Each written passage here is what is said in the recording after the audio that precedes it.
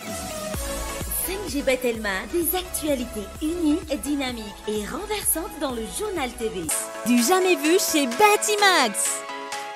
Une remise à la caisse jusqu'à 15% dans tout le magasin et 20% sur tous les carreaux. Batimax, la qualité au meilleur prix.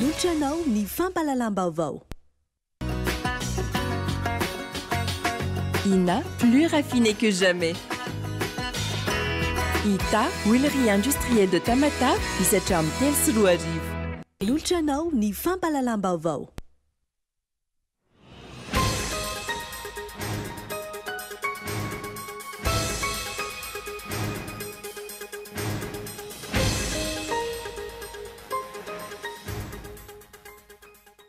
Tsy mbola hifarana amin'ny iraika amby telopolo may ho avy izao ny fanatanterahana ny fanavozana tanteraka ny lisam-pifidianana.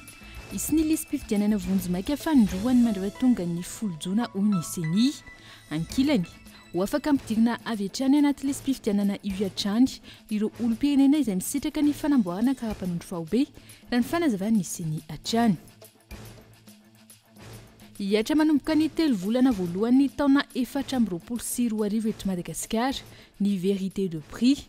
Io no isan'ny tapaka taorian'ny fitsidiana nataon'ny FMI teto Madagasikara ny 3 hatramin'ny 2 May lasa teo. Isy ihany koa ny famatsim-bola mitentina 2.70 tapitrisa dolara izay tafiditra anatin'ny FEC na ny facilité élargie de crédit izay mbola ankatoavin'ny filan-kevim-pitantanana eo anivon'ny FMI ny volana jona ho avy izao. Mandidina ny 100 taona isan-taona ny vokatra kafe zanatany anatin'ny distrikan'ny Vondrozo. Ambany lavitra hoarina amin'ny velaran-tany sy ny mpisehatra amin'ny fambolena izay saika ny ankamaroany ny mponina ankilan'ny vokatra noho ny antony maro. Mirongatra indray ny tsy fandriam-pahalemana ao an-tampon-tanànan'ny Maintirano, mitondra basy sy fitaovana maranitra ireo jiolahy ka manao antsoava amin'ireo tompony andraikitra rehetra ireo mponina ao an-toerana.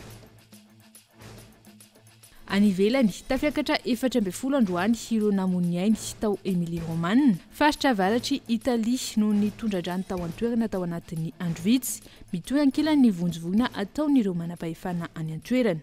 Arahintsika avy hatrany ary ny andindinin'izay.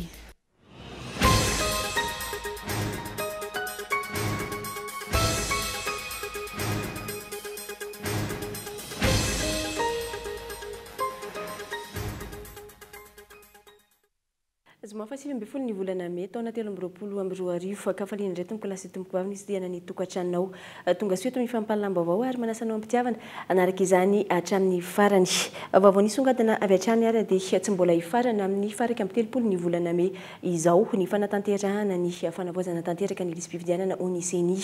Isy ny lisam-pifidianana vonjimaika fanindroany mandrapatonga ny 10 ny volana jona raha ny fanazavana hatrany. Ankilany ho afaka ampidirina ao anatin'ny lisam-pifidianana ireo olom-pirenena misitraka ny fanamboarana ny karapanondro fahobe raha ny fanazavana hatrany. Fanadihadiny fitino koloina. Isan'ny mampiahy ireo mpisehatra politika amin'izao fotoana ny fangaraharahan'ny lisam-pifidianana manoloana ny fanaovana ny jugement supplétif amin'ny vanim-potoana nantanterahina ny refonte. Hatreto tsy mbola fantatra mazava ny isan'ireo olona izay nisitraka ny karapanondro fahobe tafiditra anaty lisitra vonjimaika ireo olom-pirenena ireo izay nambarany seni ho afaka ampidirina avy hatrany anatin'ny lisam-pifidianana. Mahakasika an'ilay hoe jugement supplétif le teneninao teo dia io tokoa misy ilay atao hoe guichet unique. Raha ohatra ka mifanozo ny fanomezana an'ilay karapanondro sy ireo démembrement seni eny amin'ny fotony zany. Raha mifanozo dia tonga dia antanina ilay olona hoe ianao ve sitraka anao ny tao anatin'ny lisitry mifidy dia raha manaiky ilay olona dia tonga dia ampidirina avy hatrany tsy misy olana. Ankilan'izay tsy mbola fantatra mazava ihany koa ny tety andro manaraka orian'ny daty ny 30 May izay voalaza ho fahataperan'ny fandraisana ny anaran'ireo mpifidy eny amin'ny fokotany. Tsy maintsy isy ny lisam-pifidianana vonjimaika fanindrony aorian'izao raha ny voalaza hatrany. Fa tsy mikatina io zany amin'ny 31 teneninao io fa raha mbola tonga ilay olona dia mbola raisina. Mbola isy ny audit ohatran'ilay natao teo iny. Ohatran'ilay natao iny anie zany dia izay olona voasoratra talohany 9 mars iny no nanaovana famaranana vonjimaika tamin'ny 11 avril. Dia zao indray zany mbola misy ny soratra vaovao dia tsy maintsy isy koa zany mbola famaranana. Tsy hay moa zany na inona no itenenantsika andeha izy fa mbola famaranana hoe vonjimaika mety ho faharoa koa ngamba raha izay no itenenantsika andeha izy dia mandrapahatonga ny fahafolo ny volana ziona. Raha ny zava-misy ankehitriny ambanin'ny tany isan'ireo olom-pirenena tafiditra anaty lisam-pifidianana vonjimaika oharina tamin'ny fanavaozana ny lisam-pifidianana isan-taona raha ny antontanisa izay navoaka ny CENI sy ny fanadihadiana tamin'ny commune ambanivohitra manodidina Antananarivo iray. Nahitana fianana ny lisitra vonjimaika oharina tamin'ny taona 2024 kanefa ireo mponina feno 20 taona no mihoatra tsy mitsahatra mitombo raha nambarany ben'ny tanàna n'Ambohitrimanjaka. Ny akapobeany moa zany mba mifidy ato anatin'ny commune Ambohitrimanjaka raha amin'izao fitombon'ny mponina aty amin'ny taona 320 sy 20 zao taorianany Ildefontiny taorianany fanasana farany tany amin'ny taona 2018 tany raha fahalalana azy raha manao kajy zany tsika tokony misy any an-tranony hoe 5 sy 4 alina ny mpifidy tokony voasoradrarana amin'izao taona 320 sy 20 zao tamin'ny taona 20 zany voasoratra anarana tato anatin'ny commune Ambohitrimanjaka dia teo amin'ny 23275 teo 23275 rehefa averina zany ny lisam-pifidianana avy any amin'ny CENI iny rehefa natambatra ny olona voasoratra tao anatin'ny fokontany 520 dia 22311 teo zany hoe misy olona arivo mahery eo zany raha oharina tamin'ny 2018 fotsiny mbola sy tafiditra tao anaty lisam-pifidianana oharina tamin'ny 2018 kanefa raha fitombon'ny olona resaka croissance zany raha niteraka zany zao misy eo 30% na 4% eo ny croissance to de croissance ho an'ny teraka fa mihoatra noho izay koa nefa ny hoan'ny olona hiakatra taona 20 zany hoe azo lazaina hoe mbola tsy ampy zany raha io atotany le voasoratra ao anaty lisam-pifidianana io. Araka izany manam-porofo ny tsy fahatombanana amin'ny fomba fiasan'ny CENI ny zava-misy amin'ny lisam-pifidianana ankehitriny. Raha ny fantatra ny tombo telo faingo ray isan-jato ny fitombom-ponina teto Madagasikara ka ny ta izay navoaka ny RGPH 3 ny taona 2020. Lasaizana ankamaroan'ireo tanora feno 20 taona no mihoatra tsy tafiditra anaty lisam-pifidianana. Tsy misy ihany koa ny fangaraharaana manoloana ny resaka jugement supplétif amin'izao fotoana. Nankatoavy ny IDC-CDI nitsoakevitry ny MMM mahalona ny tsy fahatombanana maro mialohan'ny fifidianana izay atrehan'i Madagasikara amin'ity taona ity. Isan'ny songadina tamin'izany ny fanitsakitsahan'ny gouvernemanta ny fahalalahana mivory ny droit parlementaire sy ny maro hafa. Nankatoavy ny IDC-CDI na ny International Democrate Centriste nandritra ny fihaonam-beo Malta ny Bled Slovenie nitsoakevitra ny antoko malagasy miara-miainga izay nanameloka ny tsy fahatombanana maro mialohan'ny fifidianana filoham-pirenena eto Madagasikara. Isan'ny navotra ny MMM tamin'izany ny fanitsakitsahana ny fahalalahana mivory ny droit parlementaire ny tsy fahampian'ny mangarahara amin'ny fanomanana ny fifidianana munisipaly ary ny fanitsakitsahana lahatsoratra maro ao anatin'ny fanavaozana ny lisam-pifidianana. Nametraka fanahina amin'ny fianatotosana ny fifidianana ihany koa ny MMM ny amin'ny fanitsakitsahana ireo lalàna sy fitsipika ao anatin'ny fanavaozana tanteraka ny lisam-pifidianana izay nataon'ny vaomera-pirenena mahaleo tena misahana ny fifidianana na ny CENI. Toe-javatra izay anilika ny iray apatelo ny mpifidy amin'ny zotra-pifidianana. Miantso ny gouvernemanta ampitsahatra ny fanitsakitsahana ny lalam-panorenana mahakasika ny fahalalahana mivory noho izany IDC-CDI ary mandrisika ny CENI hanaja ireo lalàna sy fepetra rehetra amin'ny fanomanana ny fifidianana mba hisian'ny fifidianana malalaka, mangarahatra ary ara-demokratika. Ny IDC-CDI dia vondrona politika iraisam-pirenena izay ivondronan'ireo antoko centriste, kristiana ary demokraty izay ahitana ny antoko MMM. Lafim-baovao hafa dia niverina niatrika fitsarana indray Lola Rasoamaharo androany mahakasika ny trosan'ny orinasa Jirama tamina aratra jiro ny tetina 700 tapitrisa ariary. Ity raharaha ity izay nilazan'ny mpisolo vava azy fa tsy tompony orinasa Lola Rasoamaharo fa mpampiasa vola ka tsy tokony ho tafiditra ao anatiny. Fanazavana izay nolavany fampanoavana ka amin'ny herinany io no ivoaka ny didim-pitsarana mahakasika izay. Niakatra fitsarana androany tolakandro Lola Rasoamaharo mahakasika ilay rahararitra mitetina efa-jatapitrisa ariary any orinasa Jirama tamina resaka alatra jiro hatramin'ny taona 2024. Isan'ny fanazavana nentiny mpisolo vava azy teo amin'ny fampanoavana ny tsy mahatompony orinasa azy fa mpampiasa vola ka tsy tokony voasaringotra amin'ny trosa saingy tsy neken'ny fampanoavana izany. Mitetina efa-jatapitrisa ariary no notakin'ny orinasa Jirama tamin'ny ity tompony La Gazette de la Grandille ity tany amin'ny taona 2024. Momba ity raharaha ity niakatra 34 ariary izany androany. Raha tsy ahivina fa nalambaraka tamin'ny gazety Antsoratra sy fandrahonana ho faty olona no nitoriana sy niampangana ny Lola Rasoamaharo tany am-piandohana. Ny ampy ity trosany Jirama ity indray taty aoriana izay efa nanagazana ny fitaovan'ny La Gazette de la Grandille ny faha-telopolo ny volana martsa lasa teo. Amin'ny herin'ny anio no fantatra fa ivoan'ny didim-pitsarana mahakasika ity fitorian'ny orinasa Jirama ity. Iatra manomboka ny telo volana voalohany taona 2024 eto Madagasikara ny vérité de prix io no isan'ny tapaka taorian'ny fitsidiana nataon'ny FMI teto Madagasikara ny telo hatramin'ny 12 ny volana May lasa teo. Isy ihany koa ny famatsiam-bola mitetina $13 tapitrisa izay tafiditra anatin'ny FEC na ny facilité élargie de crédit izay mbola ankatoavin'ny filan-kevim-pitantanana eo anivon'ny FMI ny volana Jona ho avy izao. Nisy ny fifanarana teo amin'ny Madagasikara sy ny FMI mikasika ny andiany faha-efatra amin'ny FEC na ny facilité élargie de crédit. Fifanarana izay mbola miandry ny fankatoavana avy amin'ny filan-kevim-pitantanan'ny FMI. Raha ny tatitra nataon'ireo solotena ny FMI nandalo teto Madagasikara ny telo hatramin'ny 12 ny volana May lasa teo, maro ny ezaka tsy maintsy ataon'ny fitondram-panjakana malagasy. Isan'izany ny fanatsarana ny fitantanana mangarahara, fanamafisana ny fiainana ara-tsosialy sy ny fanatsarana ny politika panjakana momba ny vola.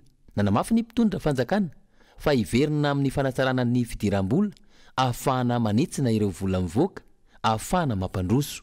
Hojerena io fanatsarana io mandritra ny famolavolana ny teti-bola panjakana ka ahita izay tsy nety tao amin'ny teti-bola panjakana teo amin'ny 2024. Ohatra amin'izany ny etra alaina amin'ny fanondranana, ireo angovo tsy azo avaozina ary ny fampianana ny fepotona eo amin'ny fakana ny etra. Ho hatsarain'ny fanjakana ihany koa ny famoaham-bola ara-tsosialy sy ny fampiasana ny vola. Ankoatr'ireo ny fanarenana ny orinasa Jirama izay atao lara-pahamehana ahafahana mampiena ny vola mivoaka sy hanatsarana ny tolotra omena ary ho amafisina ny fanaraha-maso sy ny mangarahara mikasika ny toe-bola eo anivon'ny orinasa Jirama. Irsoina ihany koa raha io tatitra io ny fanitsiana ny vidin'ny solika na ny vérité de prix izay anomboka hiatra ny fiandohan'ny taona 2024. Fanampin'ireo tsy maintsy amafisy ny mpitondra fanjakana malagasy ny ady amin'ny kolikoly sy ny fanamafisana ireo fehezan-dalàna ahafahana manara-maso ny politika panjakana. Zava-dehibe ho an'ny ady atao amin'ny famitsim-bola sy ny famatsiana asa fampiororona ny fametrahana fanaraha-maso amin'ireo firenena any ivelany izay ahitana rantsana samifina hoy ny tale jeneraly ny samifina androany. Nametraka fiaraha-miasa amin'ny Burundi, Madagasikara mba ahafahana manamora ny asa atao. Fanadiadiany Florian.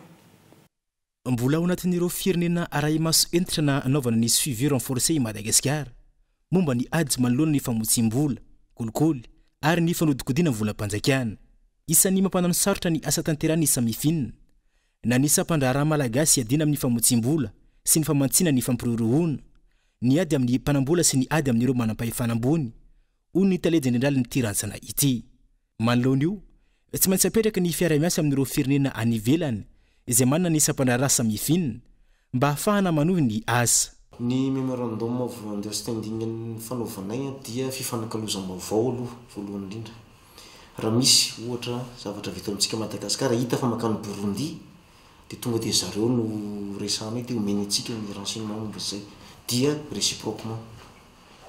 Faharoa ny fifanamafisana traikefa ohatran'izao dia tsy mifampihera-tsony amina mpitantana ny firenena na mpitantam-panjakana rehefa hifanakalo ohatr'izao zay fa tonga dia afaka manao fifanankalozana amin'ny lafiny PDB. Zay zany le tena votoatan'ilay memorandum fanaovanay. Amin'ny fanombanana ny Madagasikara zany tamin'ny volana Marsa teo tsika no tany amin'ny Samlagy nahazo fisondrotana note tsika anaky 7. 70 ny recommandation ny GAFI dia nahazo fisondrotana tsika note anaky 7.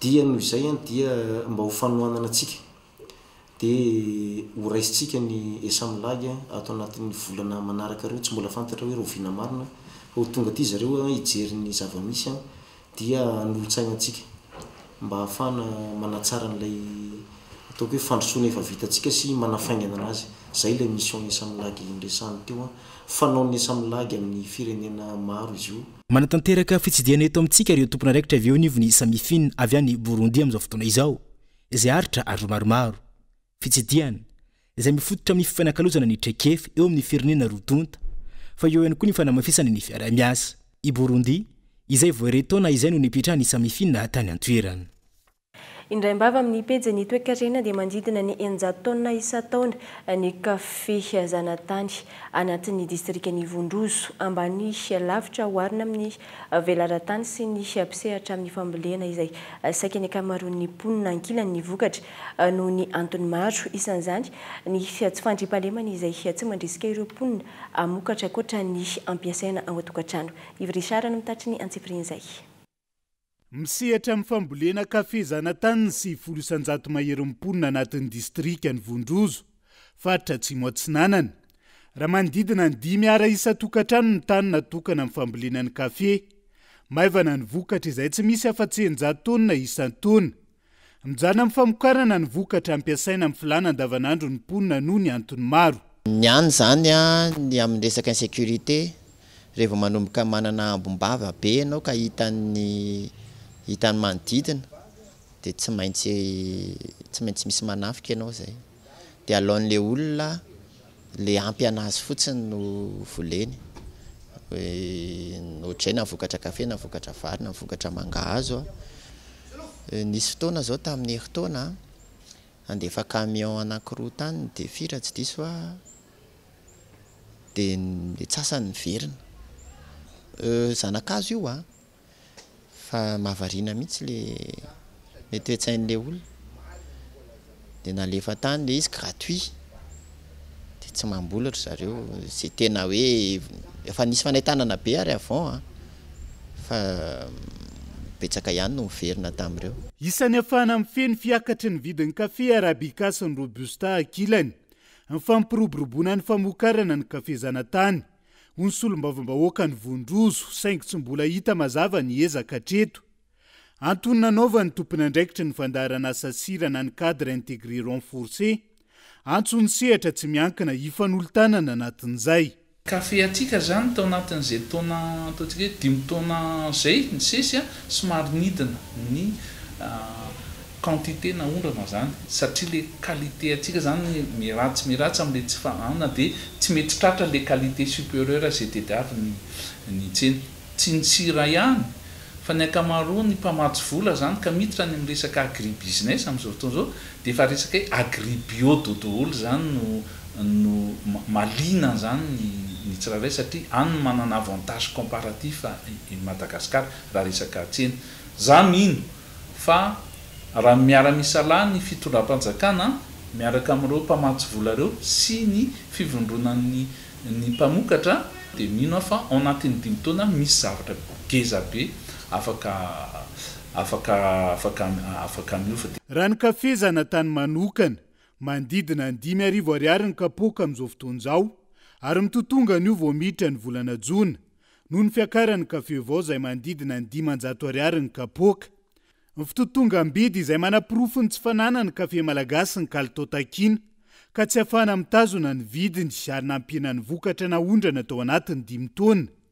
Isan'ny vahaolana azo iverenana amin'ny fitantanana ny volo-fanondrana eto Madagasikara araka izany amin'ny fametrahana ny kavazina ny caisse kafe fa ny girofle izay na ahafahana nitazona ny vidim-bokatra indrindra ny teo amin'ny tsena iraisam-pirenena ho tombotsoan'ny malagasy ny teo anivony ny cadre intégré renforcé ny fitondrana vahaolana matitra amin'ny fitantanana ny volo-fanondrana amin'izao fotoana izay mampanahy andry raha ny fanazavana.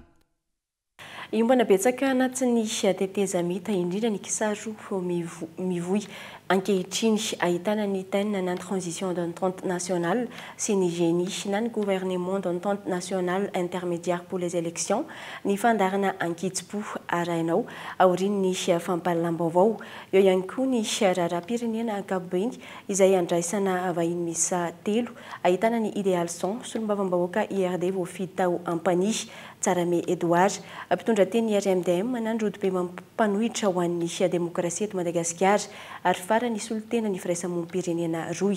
Andao arahana ary ny sombony amin'izay.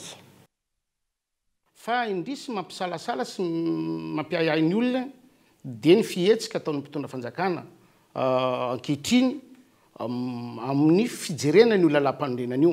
Betsaka ny lalàna izay hitatsika fa voahitsaka foana eto amin'ity firenena ity ary ny mpitondra fanjakana no manao fanitsahana le lalampandrenana ka mampagaga fotsiny hoe sao dia ny mpitondra fanjakana mody amiteny fa tsy mila teteza mita kanefa ny ataony manitsaka an'le lalampandrenana hialana n'le lalampandrenana dia alefaso omeo ny daty hafantaran'olona rehetra hoe tena vonina ito ho any amin'izany fifidianana zany tsika.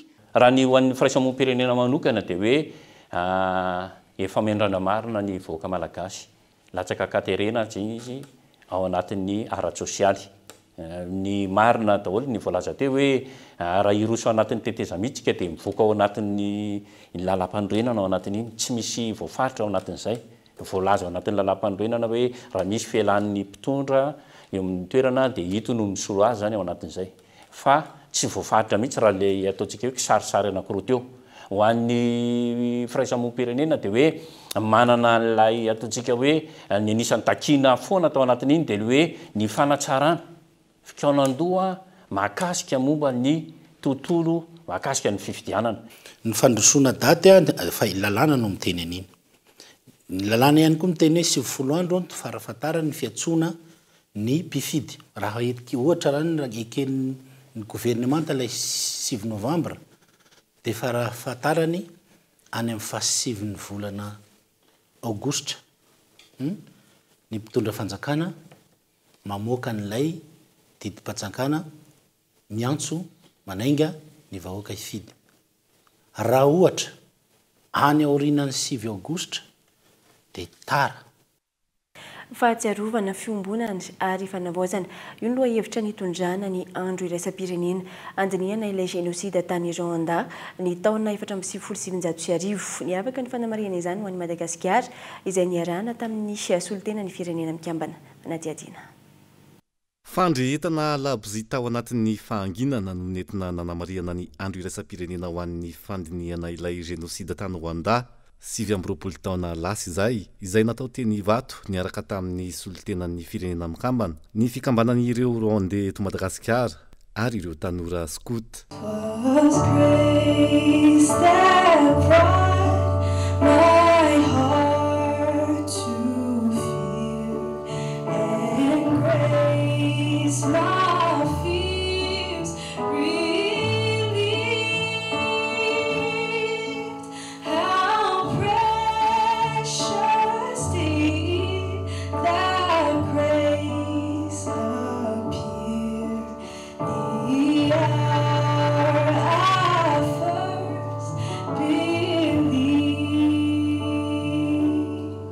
Ankoatra ny fandrehetana labozia sy ny fahanginana, nisy ihany koa ny fitaoam-bavaka niarahana.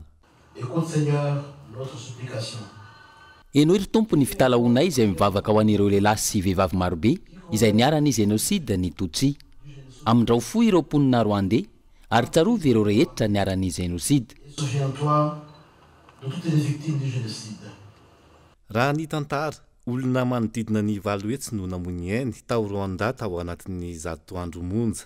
Mihoatra izany ireo namony ainy nandritra io fotoana io hoy ny solon-tenan'ny firenena mikambana monina sy miasa eto Madagasikara. Un seul mot peut tout détruire. Ny komisiona maleo tena ny firenena mikambana izay nanao ny fanadiadina mikasika ireo zavanitranga nandritra ny génocide tao Rwanda ny taona 1997 dia nametraka fa manodidina ny 7 hetsy ireo Rwandais namony ainy nandritra ny 3 volana ka Tutsi ny ankamarony. Ny tena marina nefa mihoatra ny ray tapotrisa ireo namony ainy ka nisy ireo Hutu modéré izay nanampy ireo Tutsi ary nisy hafa ihany koa namony ainy nandritra io famonoana io. Détruisent nos valeurs et nos cultures de solidarité. Tsy tokony ivirina intsony na aiza eto ambonin'ny tany iny zavanitranga tany Rwanda iny araka ny afatra napetraky ny sekretera jeneralin'ny firenena mikambana Antonio Guterres. teny iray hoy izy dia mety amotika zavatra maro sy amoizana ain'olona betsaka ka mila mitandrina ny tsirairay indrindra amin'izao fanatotolona ny firoborobon'ny teknôlôjia izao ary voakasika izany Madagasikara. La commission indépendante. Teny iray dia afaka mamotika ny zavatra rehetra ary amin'ny alalan'ny lesona ny génocide izay niatra tamin'ireo Rwandais indrindra ireo Tutsi dia nahafahantsika nahita fa sarotra ny anangana indray ireo efa nompoteny. Amarana anazy lazaiko fa azontsika atao miaraka ny ady amin'ny teny fankahalana izay manomboka mahazo vahana raha tsy mpitandrina isika ary mamotika ny fiarahamonitsika miaraka amin'ny fivoarana sy ny fampiasana ireo teknôlôjia vaovao. Miatsy ny herisetra izy ireo, mamotika ny fiombonana ara-tsosialy ary mamotika ireo fiamboniana sy ny kolotsaintsika mivondrona. Également des toits qui ont perdu la vie pendant ces massacres. Andraikitry ny tsirairay ny misoroka mialoha ireo herisetra sy ady an-trano isan-karazany tsy tokony hisy ary tsy ekena ny fanaovana tsinotsinona ny ain'olombelona na inona antony. Ho an'ny androany nanentana ny rehetra samy andray anjara amin'ny fiarovana ny ainany eo anivon'ny firenena mikambana ka hifanometanana sy hifanohana trany ho an'ny fiarahamonina, ho an'ny fahamarinana, ny filaminana sy ny zon'olombelona. Tsy aivina trany 7 taona amin'ny ity taona 2024 ity ny génocide na ilay von'olona feno abibina niseho tao Rwanda. Mitazana ny anjara toerana lehibe amin'ny firenen'ny teknôlôjia ankehitriny. Voasokajy be mpampiasa ity fitaovana ity amin'ny firenena afrikana indrindra i Madagasikara. Maro anefa nisy tsy mahay mampiasa izany amin'ny alalan'ny solosaina. Richela Barvelo. Hita taratra ankehitriny fa manjaka ny fisolokiana maro samihafa noho ny tsy fahaizana mampiasa ny teknôlôjia. Raha ny eto Madagasikara manokana, mananika ny 5 isanjato ny tany ny fampiasana izany nomerika izany. Noho ny fisian'io firoborobony io, maro ny tsy mahay mandanjalana izany ny tompona andraikitra. Taremarika ny resantsika dia ny couverture zany amin'ny 3G na 4G dia efa tafiakatra hatrany amin'ny 80% ny Madagasikara. Ny fampiasa ihany koa ny taux d'utilisation dia eo amin'ny 5 isanjato ny polony eto Madagasikara mampiasa azy. Raha marihana moa zany fa ny faritra eto Afrika dia eo amin'ny 2 isanjato eo ny fampiasana anazy fa itsika moa zany efa lasa raha tamin'ny 2016 na tamin'ny taona 2016 azafady no nanaovantsika ny taux d'utilisation an'izany internet zany teo amin'ny 7%, fito taona teo aoriana zany tsika dia efa tafiakatra 10 na 25%. Hanamorana ny fiainana andavanandro ny fampiasana ny fitaovana nomerika na tsy amin'ny lafin'ny fandriampahalemana ihany aza. Fironinay zany reto valizy reto ahafahana mamahany olan'ireo orinasa na fanjakana ihany koa zay tia mahany zay olana identité zay. Ny asan'reto valizy reto dia ahafahana mialatsiny amin'le somary mamadibadika an'ilay teny mi-enregistré ireo olona mampiasa anazy eny rehetra eny na koa manao an'ilay ataontsika hoe famantarana identification reny olona reny eny amin'izay toerana misy anazy. Dia misy fomba maro no ahafahana mamantatra olona na mi-enregistré olona amin'reto valizy reto dia misy ny ataontsika hoe empreinte digitale zany hoe na ny tanan'ilay olona no hamantarana anazy na ny ataontsika hoe ny endrik'ilay olona zay tsy amin'ny ilany tsy misy n'ilay ataontsika hoe reconnaissance faciale na koa amin'ny alalan'ny baditra zay entin'ilay olona. Nosokafana tamin'ny fomba ofisialy androany ary farana raha mipitso ny andiany 12 amin'ny ATDA na ny assise de la transformation digitale en Afrique raha toka tany Maroc ny andiany 12 tamin'ny Tondasa. Diny ihany koa no antsika misy antivetivety ao anatin'ny dokam-barotra aorian'izay miverina eto ao anatin'ny tapany faharoa ny fampahalam-baovao.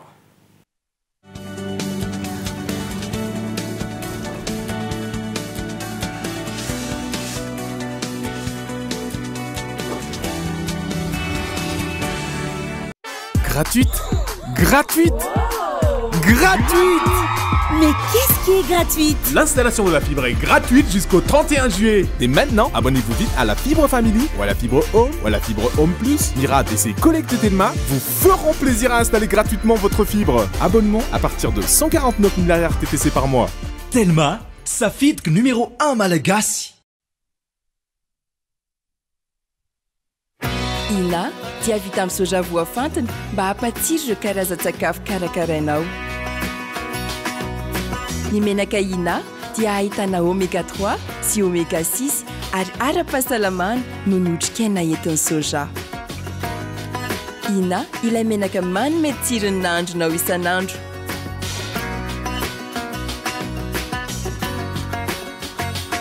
Ina, plus raffiné que jamais. Ita, huilerie industrielle de Tamata, misatra amin'ny telo sy roa arivo.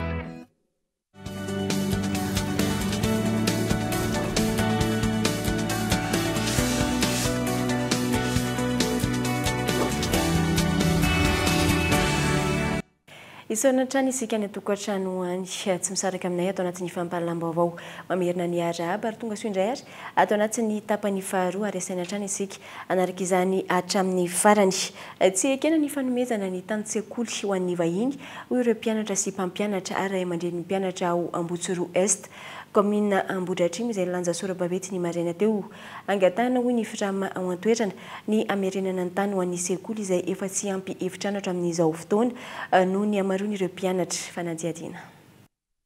Ny maraina teo ny lanja Sorabavety tsy manaiky ny fanomezana ny tany-tsekoly ho an'ny vahiny ireo mponina mpianatra sy mpampianatra ao amin'ny fokontany Ambotsoro Est commune Ambohidratrimo any sekoly ny tany hoy izy ireo ary sekoly no teo hatry ny ela hoy ireo ray aman-dreny efa nandrato fianarana tao anatiny.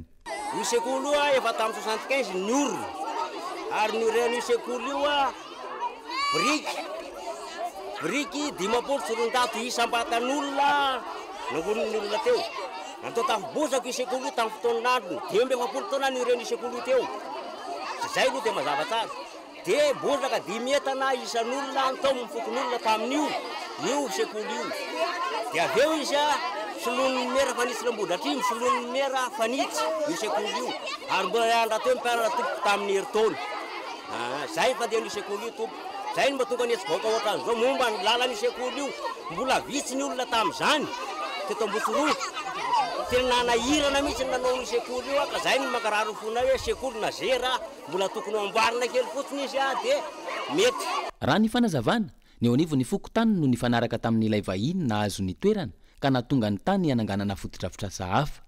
Ny se fokotany izay tsy tao an-toerana nandritra ny fanadihadiana natao. Ankoatr'izay, nilaza ireo ray aman-dreny ny mpianatra fa tsy maintsy averina amin'ny sekoly ny tany ka hananganana efitrano fianarana vaovao ahafahana mampianatra ireo ankizy. Ny efitrano tsekoly ao an-toerana izay efa tsy maharaky intsony noho ny amarony ny mpianatra. Amin'izao fotoana izao ny afahana zera ilay sekoly. Io sekoly io mbola mazaka mpianatra any amin'ny 80 zakan'io. Ary kilasy ray sekolinay eto Ambotsoro mbola misy 20. Zany ny kilasy anankiray eto na misy andreo manara-penitra mbola 20. Ny ao kilasy anankiray amin'izay zay ny mampalahelo ny olona tompo tsy ampy ny fianaranay nefa ny teo arana zera. Nanamafy araka izany ireto ray aman-dreny ny mpianatra ireto fa takina ny amerenana ny tany ho an'ny sekoly. Raha misy fotodrafitrasa ajoro hanasoavana ny mponina tokony atao ny toeran-kafa izany hoy izy ireo. Dia tsotra zany ny teninay tsisy idirana resaka politika eto tsisy idirana ninina eto fa amin'ny alalan'ny ray aman-dreny frama dia mitaraina ny ray aman-dreny frama sofokon'olona fa dia zao tsy ekena zany ano amezana amin'ny vahiny anondrena maternité an'ity tany ity fa sekoly ihany no tokony jiro eo zay fotsiny fa tsy maka-alalizan'izy tsy ratsy fanaovana maternité tompoko atao hoe dradradradra eto tsy ratsy fa tsy eto amin'ity toeran'ity fa tsy eto amin'ity toeran'ity mihitsy fa ity dia mijanona ho sekoly ary io tampanjakana fatapoko fatapirenena dika zany dia zao zay ny ray aman-dreny mpianatra manana vinavina koa anorina préscolaire eto amin'ny fotoana mampety azy tsoela. Mbola tsy nahazona fanazavana mikasika ity fitakiana eo anivon'ny fokotany Ambotsoro Est ity ny fokotany sy ny eo anivon'ny commune. Mbola tsy nisy fanazavana ofisialy ihany koa avy amin'ny domaine. Ny domaine izay voalaza fa hidina teny an-toerana ny maraina teo saingy tsy nipoitra tamin'ny ora farany. Andrasana araka izany ny mety ho toy nyity fitakiana ataon'ny mponina eto Ambotsoro Est ity. Fa niompana tamin'ny famelabealaran-kevitra mikasika ny asan'ireo veterinaire manoloana ny kolikoly ny fanamariana ny andro maneran-tany ho azy ireo natao tao Mahajanga. Raha zoina ny asan'ny veterinaire hoy ny filohan'ny syndikany dia voahozongozona hatrany manoloana ireo tsindry maro samihafa. Anja Robert, Kolo Mahajanga. Voahozongozona foana ary tsy maro toerana ny asan'ny docteur vétérinaire eto Madagasikara raha ny nambaran'ny filohan'ny syndicat-ny docteur vétérinaire nandritry ny fanamarihana ny andro iraisam-pirenena ho an'ny vétérinaire teto Mahajanga. Fa ny thème niraisinay eto toerana zay nampifandraisinay le thème hoe renforcer la résilience des vétérinaires dia mbola tamin'ny heritaona dia mbola nitovonanay hoe la profession vétérinaire face à la corruption.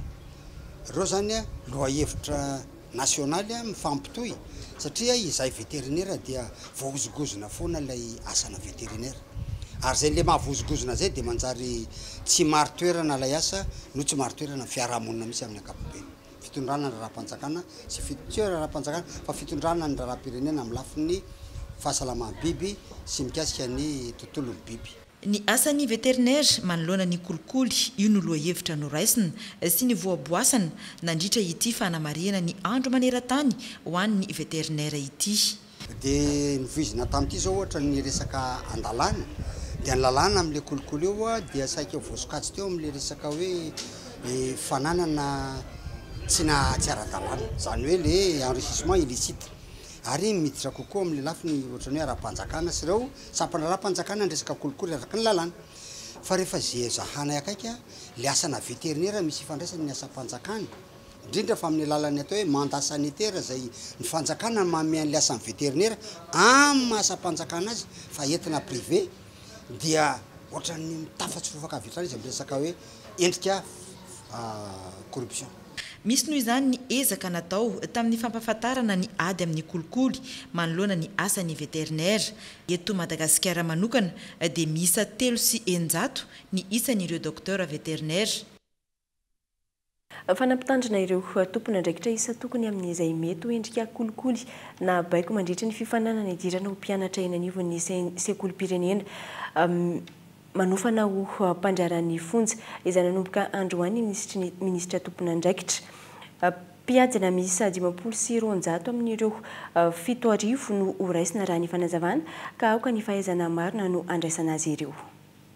Mpiadina miisa 2,770 no hiatrika ny fifananana idirana ho mpianatra eo anivon'ny sekolim-pirenena manofana ho mpandraran'ny fonja na ny ENAP amin'ity taona 2022 ity.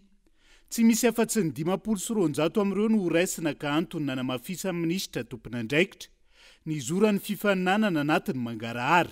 Oka tsisy olona isandoka ny anarako mihitsy ka hiteny hoe aty olon-dramatoa minisitra ka izara tsy mampaniraka olona noho izany ny hafa zany tsisy recevable mihitsy tokony hiteny aminareo hoe ity ho ny avandra ianako za minisitra raha tsy mampaniraka olona ka ahoana ho tokony hisy olona hiteny aminareo hoe amboarimboa tena malalaka ianao amin'ny fanatanterahana ny délibération anareo fa rehefa 0 dia 0 rehefa 20 dia 20 oka amin'ny fahaizana no afaka anazy. Manamafy an'izay teny-dramatoa minisitra zay hoe io dia tsy misy kolikoly io ary izahay dia tsy handray tsindrina baiko avy amin'izaniza ka ilaza fa ampiditra olona amin'ny fomba tsy ara-dalàna amin'izany faninana zany satria na ny fepetra rehetra zay apetraka mba ho fanatanterahana an'izay tanjona zay dia fa azoko lazaina hoe mipetrapetraka avokoa na mialoha na mandritra ny épreuve dindra fa ny traitement aorinan'le 3 jours d'épreuve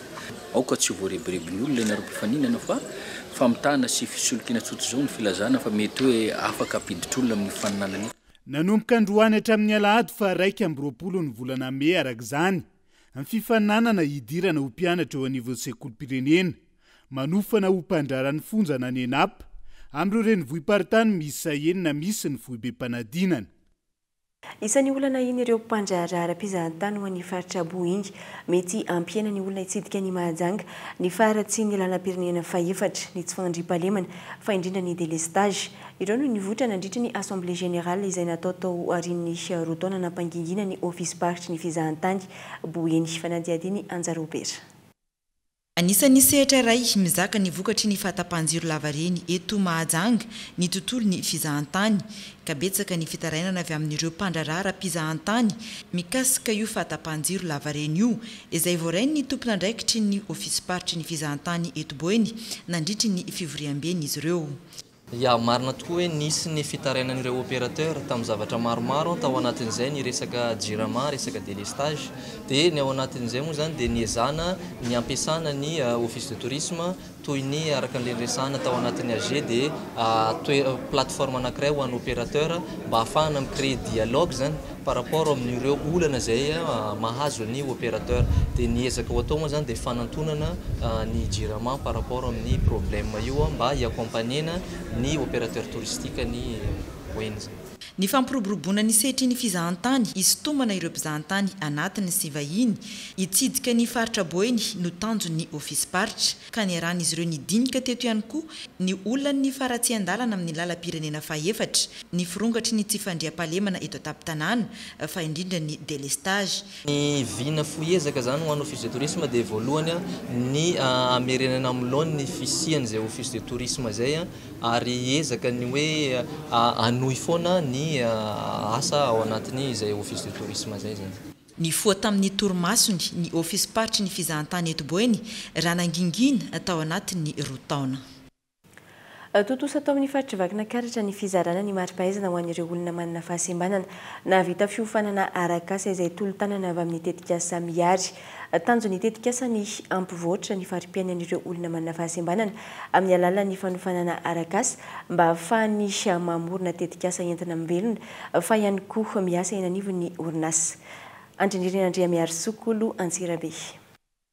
Mitoetra ny fanampiana sy ny fitsinjovana ireo olona manana fahasembanana izay ataon'ny tetikasa miary fa tsy ny CBM vola eto Madagasikara. Anisan'ireo faritra misitraka izany tetikasa izany ny faritra vakina karatra ka ny alakamisy 9 ny volana May 2023 teo no nisy ny fizarana mari-pahaizana ho an'ireo olona manana fahasembanana izay navita fiofanana eo amin'ny sehatra arakasa. Mari-pahaizana ara-panjakana mahakasika ny fiompiana kosa ny fiompiana kisoa ary ny zaitra izay afaka hitadiavan'ireo olona manana fahasembanana asa vetrany mifandraika amin'ny fahaiza-manaony. Aoriana izao fizarana mari-pahaizana izao dia mbola hisy ny fiofanana manokana mahakasika ny développement personnel sy ny business plan izay omena ireto olona manana fahasembanana ireto raha nambara ny filohan'ny tetikasa. Satria arakarak'ilay filanitra reo no namezana azy fiofanana dia vita izay fijerena izay dia nisy ny fiofanana natao ary rehefa avy eo nisy fanadinana dia izay nahazo salanisa 10 mihoatra zany no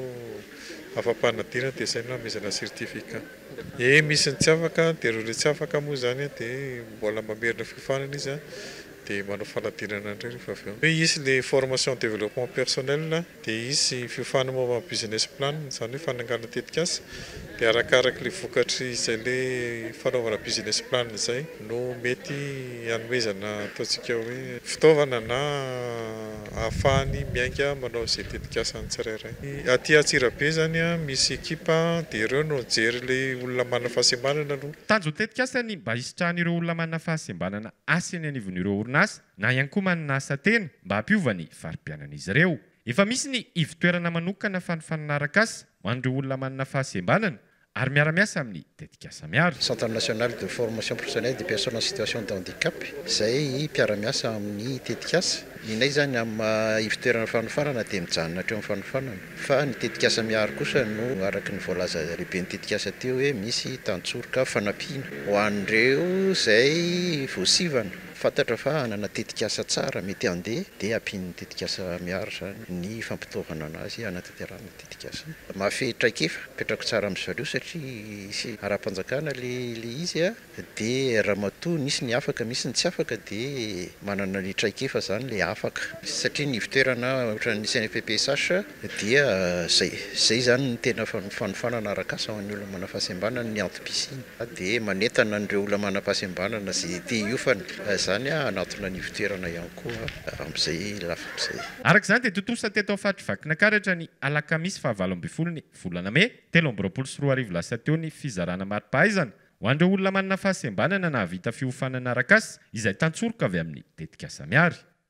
Mirongatra indray ny tsy fandriam-pahalemana ao an-tampon-tanànan'ny Maintirano mitondra basy fitaova-maranitra ireo jiolahy ka manao antsoavo amin'ireo tompon'andraikitra rehetra ireo mponina any an-toerana. Henri Florian no mitondra ny antsipirin'izay.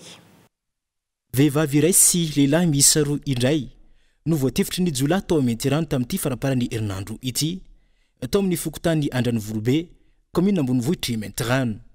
Mponina saika hamonjy ireo olona voatafika no voatefitry ireto jiolahy ireto tokony tamin'ireo ora maraina. Lasan'ireo olon-dratsy avokoa ny entana sarobidy, ny vola, ny firavaka lafo vidy tao amin'ity tokantrano iray voatafika ity. Pangalatsy koa zany zale dahalo manao pangalatsy. Zay nagnano ko. Fa ndiandro zany baka amin'tinana bako ndena fandiana iboaka andina satria ty mazikizy. Hitako mitsy raika position zany fa mandokalaky mitolika magnamina ndrefa ty. Dia zokilay raika tinana ty voaty tena vomariny ty amizay. baka antragno mety dangodangony toromaso zany vomiboaky koa nday torosa amin'ny telefôny ndray jibojib iny boaky tandefa mazavazava nagnapoaka tifitsy amizay zale robako iny tifitsy iny samby olo aby zany zao lolo 3 mètre zany zao reo tomoko bamby voatifitsy io volaniko namako rey satria reo baka manao polisy ambarandreo dalo eo manao polisy zandaro ambarandreo kaiky stany fa niteriterendreo bakao ndesindreo nagnamina agny amizay mbomatory zay de stany baka ty amizay zao namoanay hoe ifoazina io gnanako reto io agnotaninareo raha misy vola zao ato de tsisy vola ato ambaranay reo mila vola de eo amizay mareo de eo amizay fa eo amizay reo fa eo fampanevitra nefa tonzoidreo basy amizay zay nareo ambarandreo tsy mahazo miboaky eo amizay indreo raha igny amizay ambarany stany hoe ary misy vola zao mitragnoko agny de indreo amizay nagnagny amizay de isaute la fenêtre amizay stany de zay amizay nazona inlefa tamin'ity andro nisehoany asanjolo aty ihany koa no notafiny dahalo ny trano iray izay natokana fivorian'ireo be antitra ao amin'ny fokotany marodoka maintarano no tampotanana ao lasa avokoa ny fitaovana rehetra tao anatin'ny trano ary voatifitra tamin'ny lohany ny lehilahy iray izay mpiandry ity trano ity mandro tsy lavoloha araka zany nipona ao maintarano amin'izao fotoana izao no ny tsy fandripahalemana fara-pianakaviana iray no namony ainy teo amin'ny sampanana ambotro manjaka ny maraina teo rehefa latsaka tao anaty rano ranomorony tambary izay tsy lalina akory aza fanao ny andavanandro ny mijery vovotrondro isaky ny maraina raha ny fanazavana androany ny anjery izy ka ny latsaka tao anaty rano ary tsy tana intsony ny ainy hoy ny rahalahiny izay mitantara ny zavantsio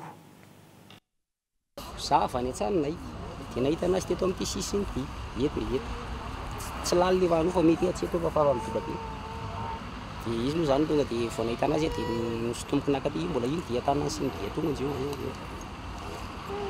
zay zao zavasasy tenenina aminao dia sia vao miantso ny fianakavianao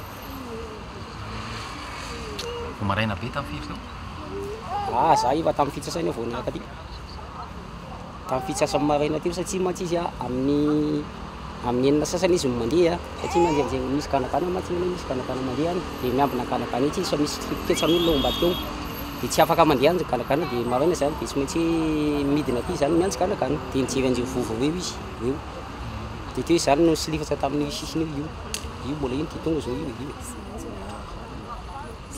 zay zava teo fananomboka androany ny andiany faharoa an'ny Rally VHR andiany faharoa ary misy 720 ireo mpandray anjara izay mitsinjara amin'ny sokajy maro raha ny fandaharam-potoana ny maraina teo tamin'ny fitoro ny fiangana teo Mahamasina Iazo Anampify mandalo RN7 avy eo ny RN43 ho an'ny andro voalohany Ampefy sy Tsiromo Mandidy ho an'ny andro faharoa ary Ampefy sy Antananarivo mandalo ny RN1 ny andro fahatelo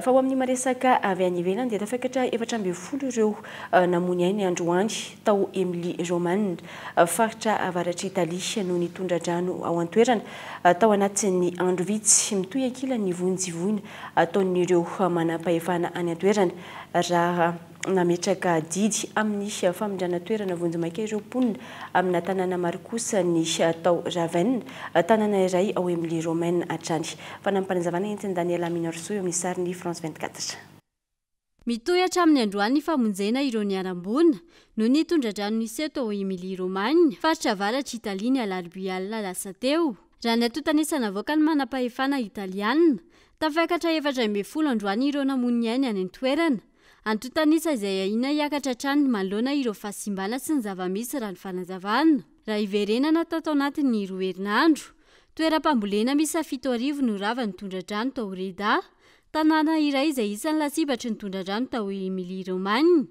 manoloan'izany tombanana tratratrany amin'ny iray faingo 10 miliara euro ny fampotehana nateraka izany eo amin'ny sehatry ny fambolena ao Italia ankoatra izay fijaliana ny fitadiavana sakafo ho an'ireo mponina no ny fahasimbany lalana dia izany koa tompoko lasy tompoko vavy manakatona ny fampahalalama tamin'ny ity arina ity isorana feno ianao nanjo izany hatramin'ny farany mametraka ny mandra-piresaka tompoko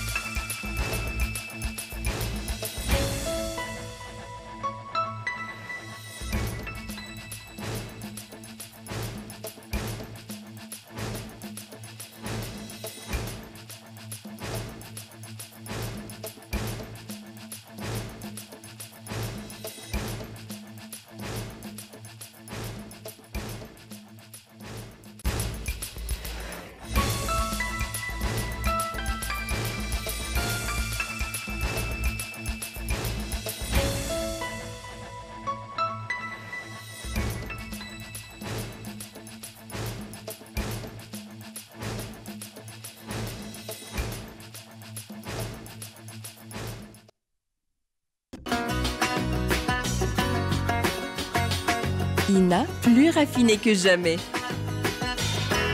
Ita, huilerie industrielle de Tamata, vous a présenté Nivavo. Du jamais vu chez Batimax. Une remise à la caisse jusqu'à 15% dans tout le magasin et 20% sur tous les carreaux. Batimax, la qualité au meilleur prix. Vous a présenté Nivavo. 5G Batelma, des actualités uniques, dynamiques et renversantes dans le journal TV.